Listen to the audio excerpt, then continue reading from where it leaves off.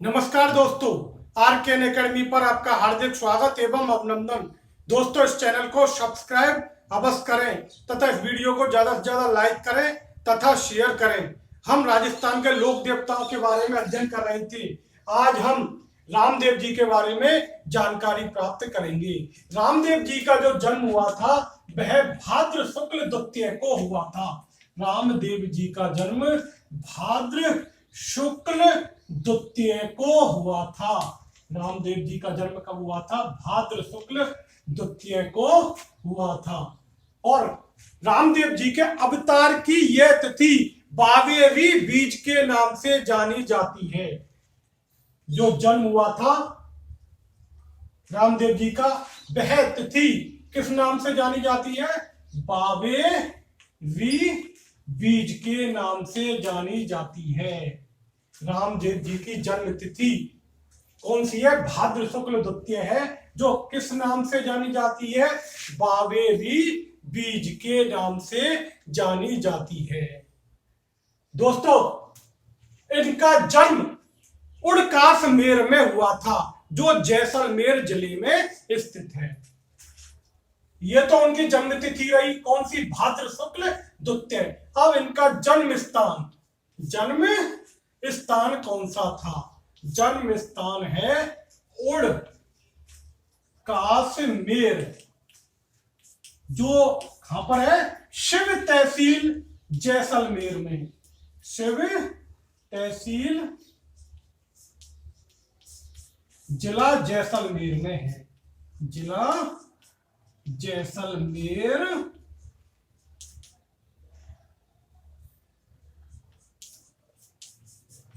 में है।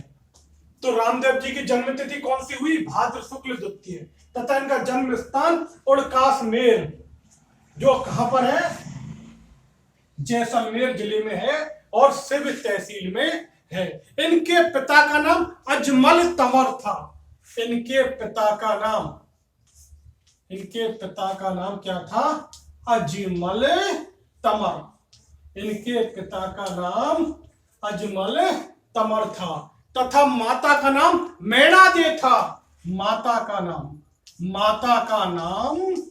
मैणा दे था। माता का नाम क्या था? मैणा दे था। पिता का नाम क्या था? अजमल तंवर था तथा माता का नाम मैणा दे था। इनके गुरु का क्या नाम था? इनके गुरु का नाम बालीनाथ था। इनके गुरु का नाम बालीनाथ था। इनकी जन्म तिथि कौन सी थी? भाद्र शुक्ल द्वितीय। जन्म स्थान कौन सा था? उड़कासमेर, जैसलमेर जिला, शिव तहसील।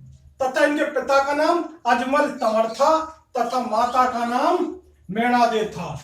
इनके गुरु का क्या नाम था? बालीनाथ था। तथा इनकी पत्नी का क्या नाम था? नेतल दे। इनकी पत्नी का नाम नेतल दे था। इनकी पत्नी का नाम नेतल दे था तथा इनके गुरु का नाम क्या था? बालीनाथ था। इनकी पत्नी अमरकोट के राजा दलय सिंह सोड़ा की पुत्री थी। इनकी जो पत्नी थी वह अमरकोट जो कि पाकिस्तान में है। अमरकोट पाकिस्तान के राजा दलय सिंह सोड़ा की पुत्री थी। दलय सिंह सोड़ा की पुत्री थी। जो उनकी पत्नी थी नेतल दे, वह अमरकोट के राजा थे दलय सिंह सोड़ा, उनकी पुत्री थी। इनके घोड़े का क्या नाम था? इनके घोड़े का नाम नीला या लीला था। इनके घोड़े का नाम नीला या लीला था। इनके घोड़े का नाम नीला या लीला था। इनके घोड़े का क्या नाम था? नीला या लीला था। यह तंवर वंशी राजपूत थे। इनका वंश कौन सा था? तंवर वंशी राजपूत। इनका जो वंश था वह कौन सा था? तंवर वंशी राजपूत। इनका वंश तमर वंशी राजपूत थे। ये किस वंश से थे? तमर वंशी राजपूत थे। ये किसके अवतार थे? ये है कृष्ण के अवतार थे। ये किसके अवतार थे? कृष्ण के अवतार थे। ये अवतार किसके थे? कृष्ण के अवतार थे। ये किसके अवतार थे? कृष्ण के अवतार थे। ये किसके अवतार थे? कृष्ण के अवतार थे। तो इनकी जन्म तिथि भाद्र शुक्ल द्वितीया, जिसे बावे बीज के नाम से जानी जाती है। जन्म स्थान कौन सा है? उड़कासमेर, जो जैसलमेर जिले में है। पिता का नाम अजमल तमर, माता का नाम मैणा दे, गुरु का नाम बालीनाथ, पत्नी का नाम नेतल दे, जो अमरकोट के राजा दलय सिंह सोढ़ा की पुत्री थी। घोड़े का नाम क्या था? लीला या नीला। वंश कौन सा था? तमर वंशी राजपूत। और ये अवतार किसके थे? कृष्ण के अवतार थे। दोस्तों, रामदेव जी ने समाधि कब ली थी? रामदेव जी ने समाधि भाद्र शुक्ल एकादशी को ली थी। और जीवित समाधि ली थी। रामदेव जी ने जीवित समाधि ली थी। और कब ली थी? भाद्र शुक्ल एकादशी को। कब ली थी? भाद्र शुक्ल एकादशी को जीवित समाधि ली थी। रामदेव जी ने भाद्र शुक्ल एकादशी को जीवित समाधि ली थी। और कहाँ ली थी? रूड़ीचा में ली थी। कहां पर ली थी? रूड़ीचा में ली थी। और कहां पर? राम सरोवर के किनारे। रूड़ीचा में राम सरोवर के किनारे ली थी। रूड़ीचा में राम सरोवर के किनारे ली थी। रामदेव जी ने जो समाधि ली थी वह भाद्र शुक्ल एकादशी को ली थी। और कहां पर ली थी? रूड़ीचा में ली थी। और राम सरोवर के किनारे पर ली थी।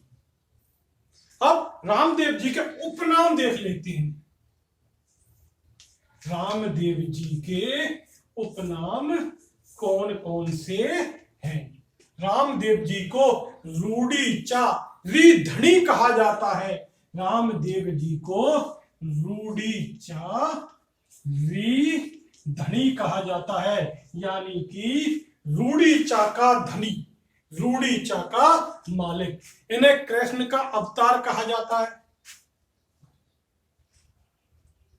इन्हें कृष्ण का अवतार कहा जाता है। इन्हें रूड़ीचा धनी कहा जाता है। इन्हें कृष्ण का अवतार कहा जाता है। इन्हें राम सा पीर कहा जाता है। इन्हें पीरों का पीर कहा जाता है। इन्हें राम सा पीर कहा जाता है।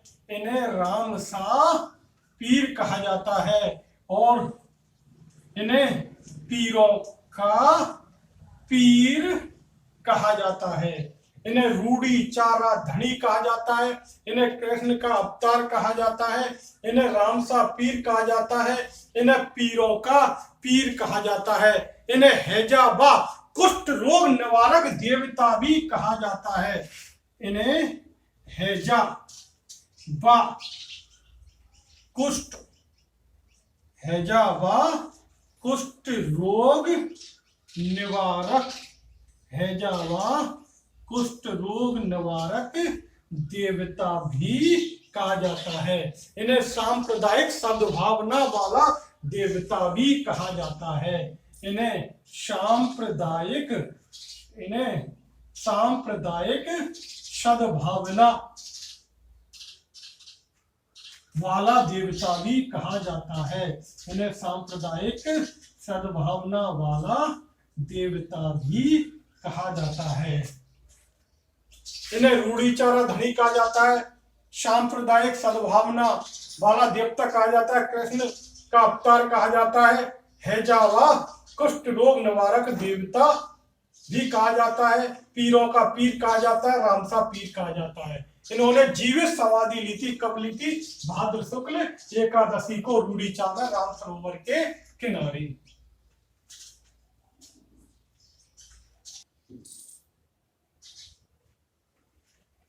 दोस्तों, अब रामदेव जी के पूजा स्थल को क्या कहा जाता है?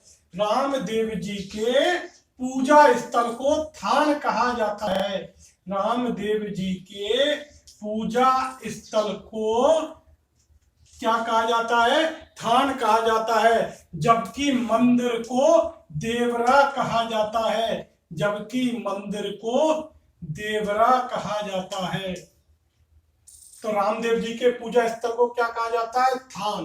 तथा मंदिर को देवरा कहा जाता है। इनका प्रतीक चिन्ह क्या है? पगल्ले।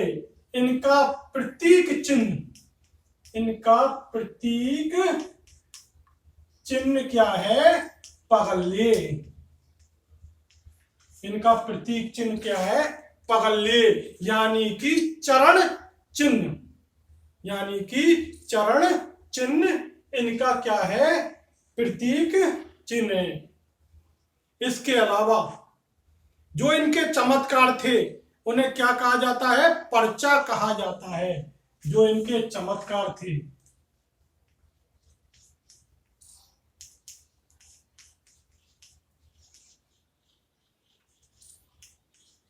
उन्हें पर्चा कहा जाता है। जो इनके जो चमत्कार थे उन्हें क्या कहा जाता है? पर्चा कहा जाता है। और जो रात्रि जागरण करते हैं, रात्रि जागरण क्या कहलाता है? जम्मा कहलाता है। रात्रि जागरण जम्मा कहलाता है। इनके चमत्कार पर्चा कहलाते हैं तथा रात्रि जो जागरण होता है उसे क्या कहते हैं? जम्मा कहते हैं। और इन पर सफेद रंग की या 5 रंगों की ध्वजा चढ़ाई जाती है। इनकी ध्वजा कैसी होती है? सफेद या 5 रंगों की ध्वजा होती है। और इस 5 रंगों की जो ध्वजा है उसे क्या कहा जाता है? नेजा कहा जाता है। जो 5 रंगों की जो ध्वजा है उसे क्या कहा जाता है? नेजा कहा जाता है। इनका पूजा स्थल क्या कहलाता है? थान। इनके मंदिर क्या कहलाते हैं? देवरा। इनका प्रतीक चिन्ह क्या है? पगल्ले। इनकी ध्वजा का रंग कैसा है? सफेद या 5 रंग की ध्वजा है जिसे नेजा कहते हैं। और रात्रि जागरण को क्या कहते हैं? जम्मा कहते हैं। तथा इनके चमत्कारों को पर्चा कहते हैं। इनके चमत्कारों को पर्चा कहते हैं। दोस्तों, इनकी धर्म बहन का क्या नाम था? डालीबाई। इनकी धर्म बहन जिसका नाम था डालीबाई, इनकी जो धर्म बहन थी उसका नाम क्या था? डालीबाई। जो मेघवाल जाति की कन्या थी। जो किसकी थी? मेघवाल जाति की कन्या थी। जो मेघवाल जाति की कन्या थी। रामदेव जी के मेघवाल जाति के भक्त रिखिया कहलाते हैं।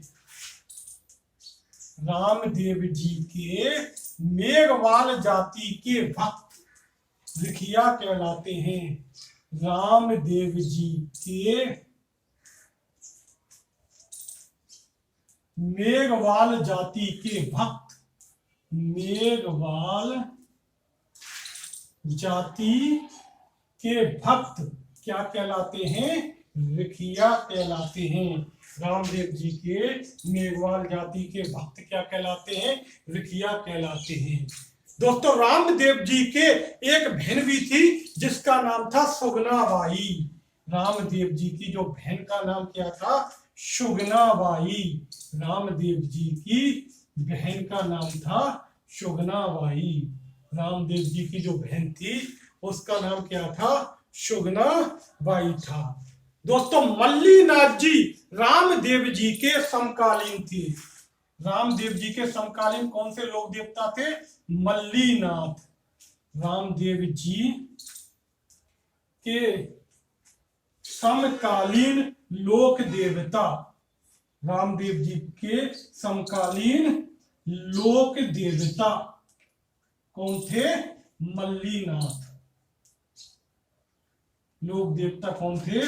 मल्लीनाथ जी थे। दोस्तों इनकी धर्म बहन का नाम था डालीबाई, जो मेघवाल जाति की थी। दोस्तों इनकी धर्म बहन का क्या नाम था? डालीबाई, जो मेघवाल जाति की थी। और रामदेव जी ने जब समाधि ली थी उससे एक दिन पूर्व डालीबाई ने समाधि ली थी। जब रामदेव जी ने समाधि ली थी तब एक दिन पूर्व समाधि ली थी।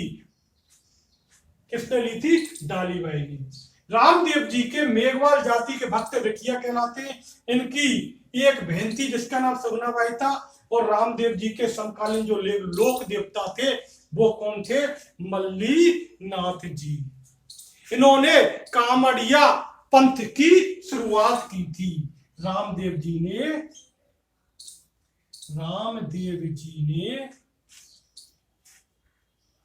कामड़िया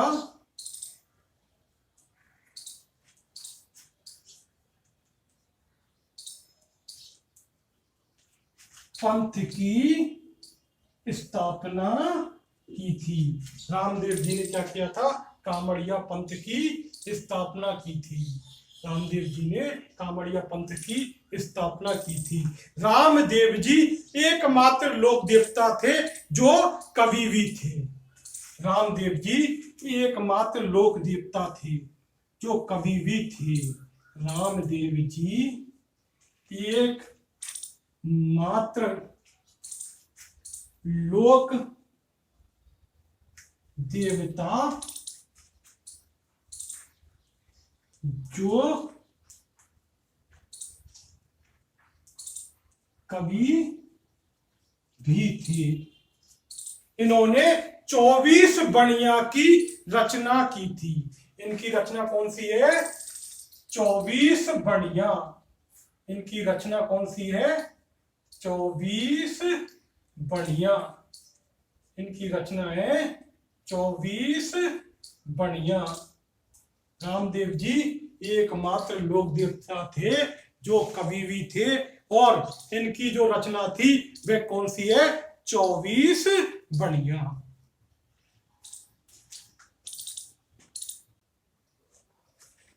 दोस्तों रामदेव जी के जो भक्त यात्री हैं उनको जातरू कहा जाता है। रामदेव जी के भक्त जो यात्री हैं उनको क्या कहा जाता है? जातरू कहा जाता है। रामदेव जी के जो भक्त यात्री हैं उनको जातरू कहा जाता है। दोस्तों अब रामदेव जी के पढ़ के बारे में देख लेते हैं। रामदेव जी की पढ़। रामदेव जी की पढ़। रामदेव जी की जो पढ़ है उसका निर्माण चौथमल जोशी ने किया था। रामदेव जी की जो पढ़ का निर्माण किसने किया था? चौथमल जोशी ने किया था। रामदेव जी की पढ़ का निर्माण चौथमल जोशी ने किया था। तथा इसका वादन कौन करता है? कामड़ जाति के भोपे करते हैं।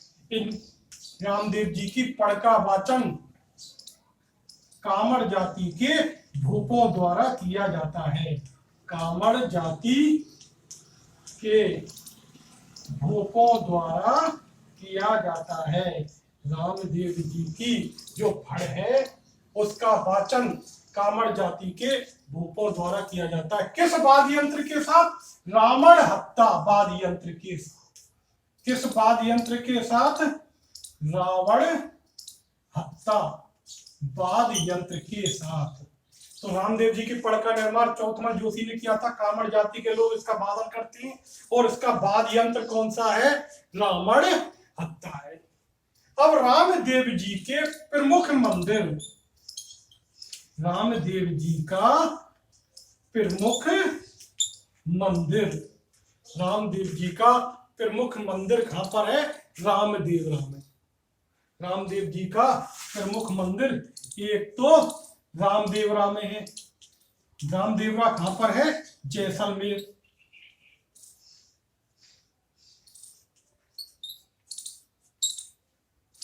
दूसरा है छोटा रामदेवरा। छोटा रामदेवरा ये कहां पर है? गुजरात में। छोटा रामदेवरा ये कहां पर है? गुजरात में। इसके अलावा मसूरिया जोधपुर। मसूरिया जोधपुर। मसूरिया जोधपुर एक तो रामदेवरा में है, एक छोटा रामदेवरा में है, एक मसूरिया जोधपुर, एक सुरता खेड़ा चित्तौड़गढ़। सुरता खेड़ा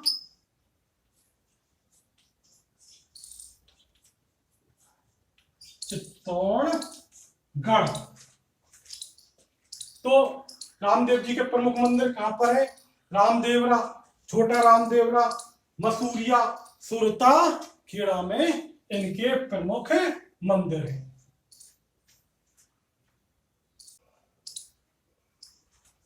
दोस्तों रामदेव जी का जो प्रमुख मंदिर है वह कहां पर है? रामदेवरा। प्रमुख मंदिर कहां पर है? रामदेवरा, रूड़ीचा, जैसलमेर में। रूड़ीचा, जैसलमेर में रामदेव जी का प्रमुख मंदिर कहां पर है? रूड़ीचा, जैसलमेर, रामदेवरा में। यहाँ के मंदिर के पुजारी कौन होते हैं? तंवरवंशी राजपूत। यहाँ के मंदिर के पुजारी कौन होते हैं? तंवरवंशी राजपूत। यहाँ के जो मंदिर के पुजारी हैं वह तंवरवंशी राजपूत हैं। यहाँ पर एक मेला लगता है, रामदेव जी का मेला। यहाँ पर रामदेव जी का मेला लगता है। और कब लगता है? भाद्र शुक्ल द्वितीय से भाद्र शुक्ल एकादशी तक। भाद्र शुक्ल द्वितीय से भाद्र शुक्ल एकादशी तक। भाद्र शुक्ल एकादशी तक यहाँ पर मेला लगता है। भाद्र शुक्ल द्वितीय से भाद्र शुक्ल एकादशी तक। यह मेला सांप्रदायिक सद्भाव का सबसे बड़ा मेला है। यह मेला सांप्रदायिक सद्भाव का सबसे बड़ा मेला है।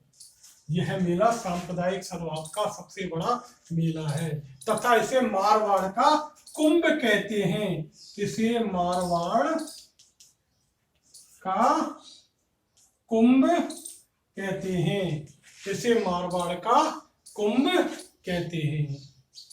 यह सांप्रदायिक सद्भावना का सबसे बड़ा मेला है तथा इसे क्या कहते हैं? मारवाड़ का कुंभ कहते हैं। यहाँ का प्रमुख आकर्षक 13 ताली नृत्य है। यहाँ का प्रमुख आकर्षक क्या है? इस मेले का प्रमुख आकर्षक कौन सा है?